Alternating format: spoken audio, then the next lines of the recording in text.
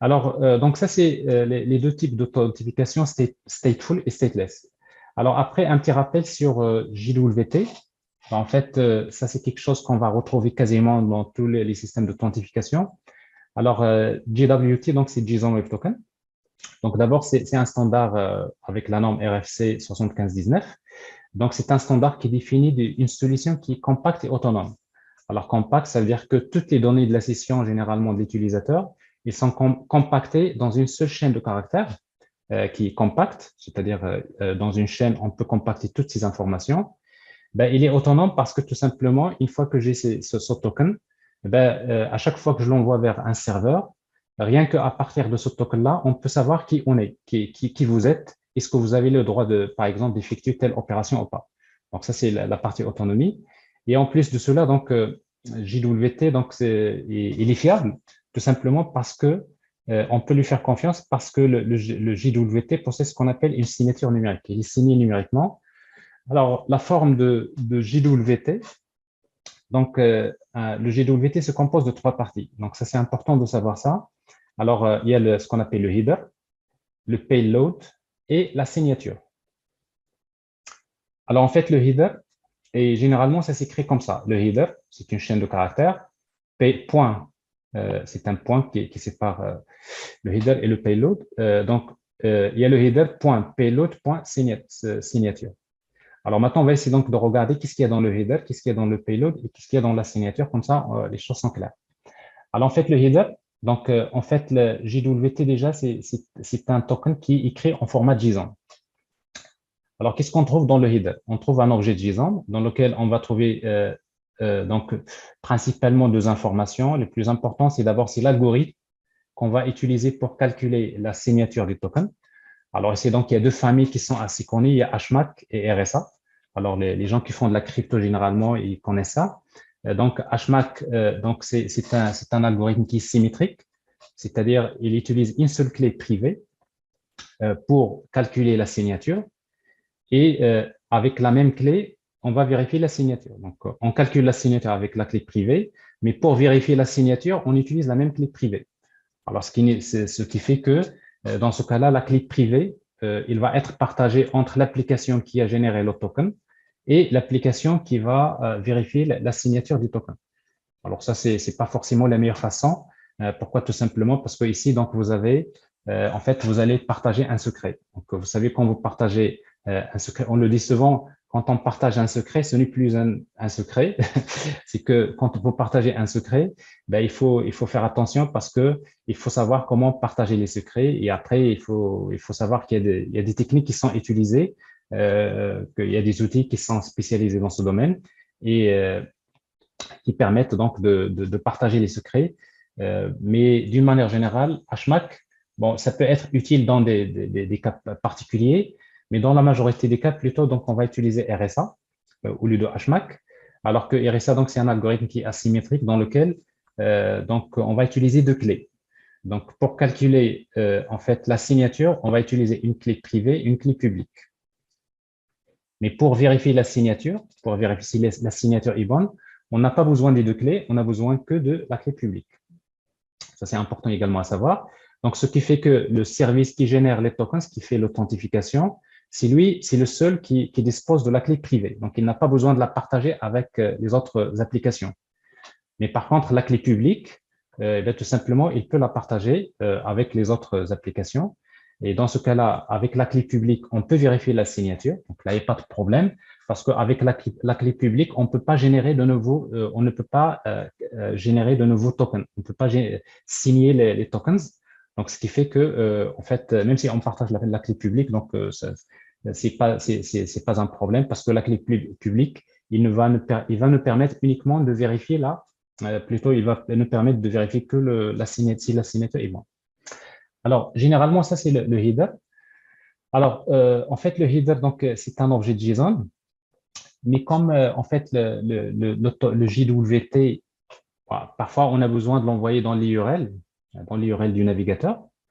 Et vous savez que dans l'URL, il y a des caractères qu'on ne peut pas accepter, comme par exemple, si vous mettez des accolades comme ça, des double quotes, ça passe pas dans les URL. Donc, c'est pour cela qu'on a besoin de faire ce qu'on appelle l'encodage base 64 URL. Donc, ce qui fait que on prend ce header-là, qui est une chaîne de caractères, qui est un objet JSON, et si on fait base 64 URL encode, ça va nous donner tout simplement l'encodage. On va encoder ce header sous forme d'une chaîne de caractères. Bon, il faut faire attention parce qu'en fait, encoder, ça ne veut pas dire crypter.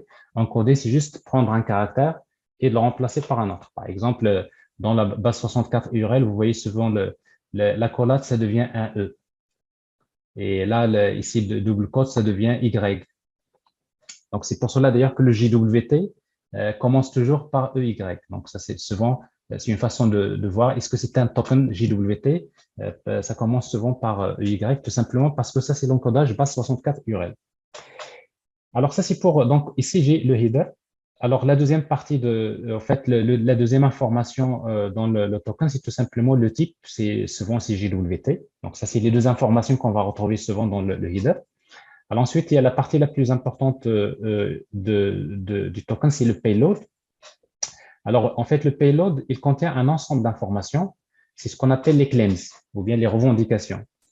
Alors, parmi ces claims, donc, on va retrouver souvent, il y a des claims qui sont, on va dire, enregistrés, ce qu'on appelle les registered claims, c'est-à-dire que vous allez retrouver quasiment dans tous les JWT, c'est standard, comme par exemple subject, ça c'est un claim. Généralement, subject, ça représente l'identité de l'utilisateur. Souvent, c'est user ID, c'est l'identifiant de l'utilisateur. Ça peut être username, mais l'essentiel, c'est l'identifiant de l'utilisateur au niveau c'est-à-dire de la base de données, au niveau de la base d'identification. Ensuite, il y a l'issuer. Bon, ça, c'est l'issuer, c'est l'adresse souvent de l'application qui a généré le token, c'est-à-dire l'application qui a généré le token. Ensuite, il y a l'audience. Alors, l'audience, généralement, on va y trouver ce token-là, il est destiné pour quelle application. Par exemple, ici, l'audience, c'est web front-end, mobile app, c'est-à-dire on peut spécifier donc l'audience, quel est le public cible, c'est-à-dire ce token est destiné pour quel type d'application. Il y a la date d'expiration. En fait, un token, il a une date d'expiration. Donc, généralement, il est exprimé en format time, mais ça, c'est une date. C'est-à-dire que une fois que cette date est dépassée, ce token-là, il va être rejeté. Donc, ça, c'est la date d'expiration. Il y a également d'autres claims comme not before. Alors, à ne pas utiliser avant, not before, c'est-à-dire on peut spécifier une date, c'est-à-dire que ce JWT ne peut pas être utilisé avant cette date. Bon, il y a des applications comme ça, c'est-à-dire je peux vous délivrer un token aujourd'hui et après, je peux mettre, par exemple, ce token-là ne peut être utilisé qu'à partir de demain. Donc, tout ça, ça peut être utilisé. Il y a issued at, c'est la date de génération du token. GTA, c'est l'identifiant du token, parce que chaque token, généralement, on peut lui générer un identifiant.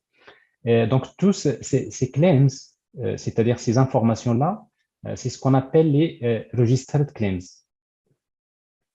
Donc, tous ces claims, c'est registered claims.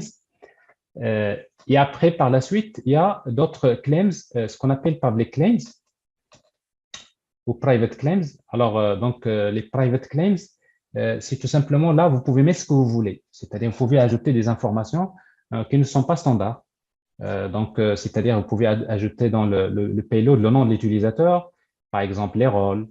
On peut ajouter, par exemple, son adresse mail, je ne sais pas, tout dépend qu'est-ce qu'on veut garder dans le token. Une fois que l'utilisateur est authentifié, on peut toujours lui ajouter ces claims.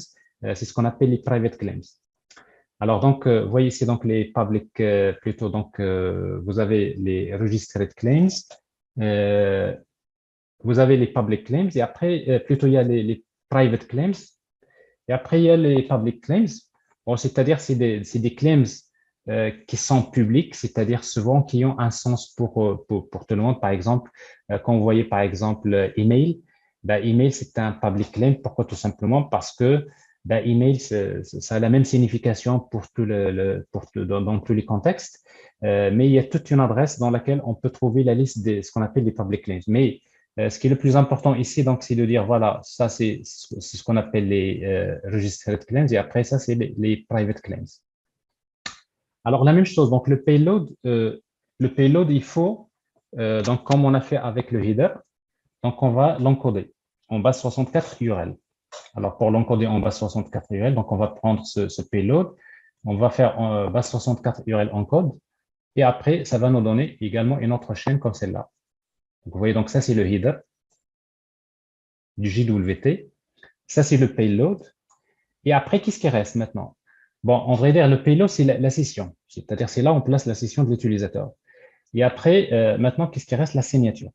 Alors, la signature, maintenant, il faut la calculer. Alors, comment il est calculé la signature? Ben, il est calculé en utilisant donc les algorithmes. Donc, c'est un hash qu'il faut calculer.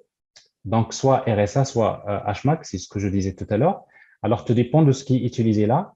Si c'est par exemple ici HMAC 256, donc pour calculer la signature, ben, on a besoin de choisir une clé privée. C'est un secret privé. Donc, et après, on va utiliser HMAC 256. Alors, qu'est-ce qu'on va lui donner?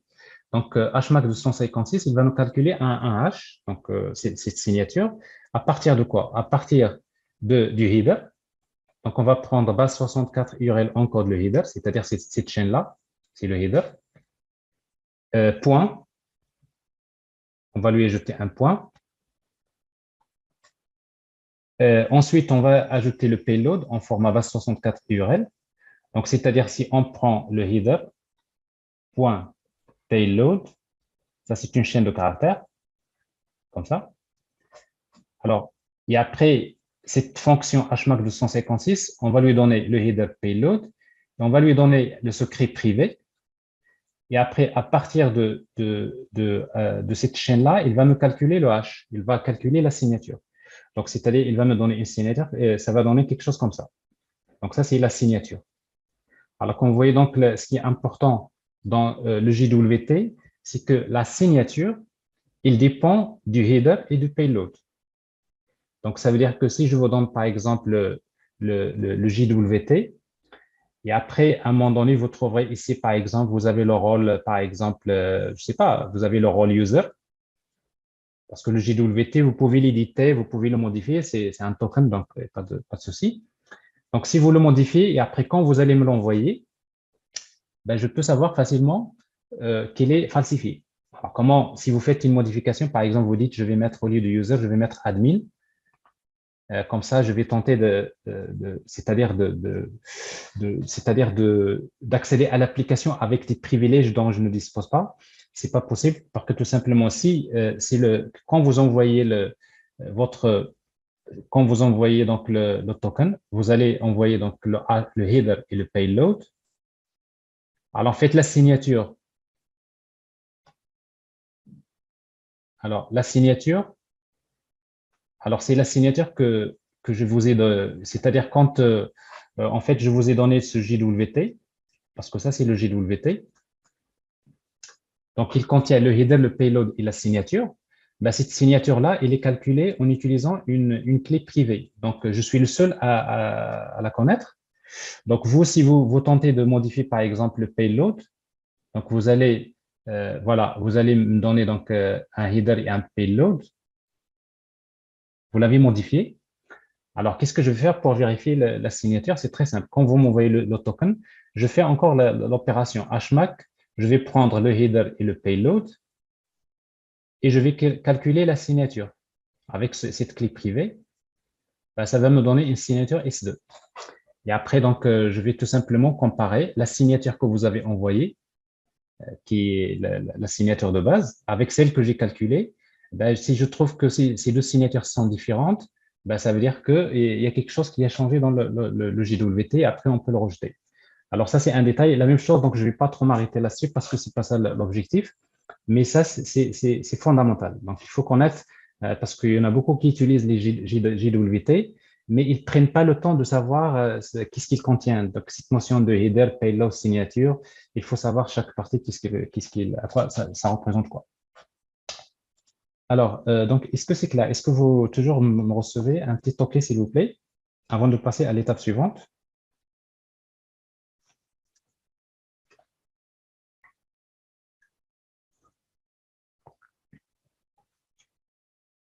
OK, merci.